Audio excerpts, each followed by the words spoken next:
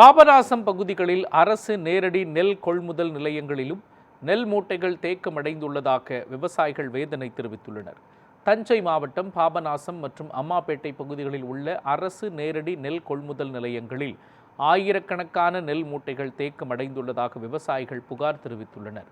ஒவ்வொரு கொள்முதல் நிலையத்திலும் 5000த்திற்கும் மேற்பட்ட நெல் மூட்டைகள் குவிந்து கிடப்பதாகவும், சில இடங்களில் திறந்த வெளி மற்றும் சாலையோரங்களில் நெல் மூட்டைகள் வைக்கப்பட்டுள்ளதாகவும் கூறுகின்றனர்.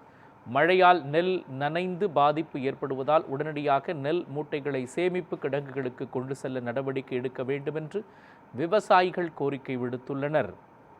தஞ்சாவூர் மாவட்டம் பாபநாசம் வட்டம் பாபநாசம் அம்மாப்பேட்டை பகுதிகளில் உள்ள அரசு நேரடி நெல் கொள்முதல் நிலையங்களில் குவியலாக நெல் மணிகளை கொட்டி வைத்து விவசாயிகள் சாலையிலும் காத்து கிடக்கக்கூடிய ஒரு சூழ்நிலை என்பது ஏற்பட்டு இருக்கிறது.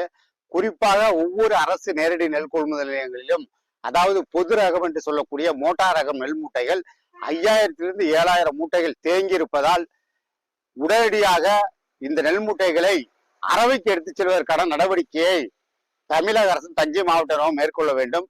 உடனடியாக வேளாண் துறை அமைச்சர் அனைத்து அரசு நேரடி நெல் கொள்முதல் நிலையங்களையும் ஆய்வு செய்து அடிப்படை வசதிகளை செய்து கொடுக்க வேண்டும்.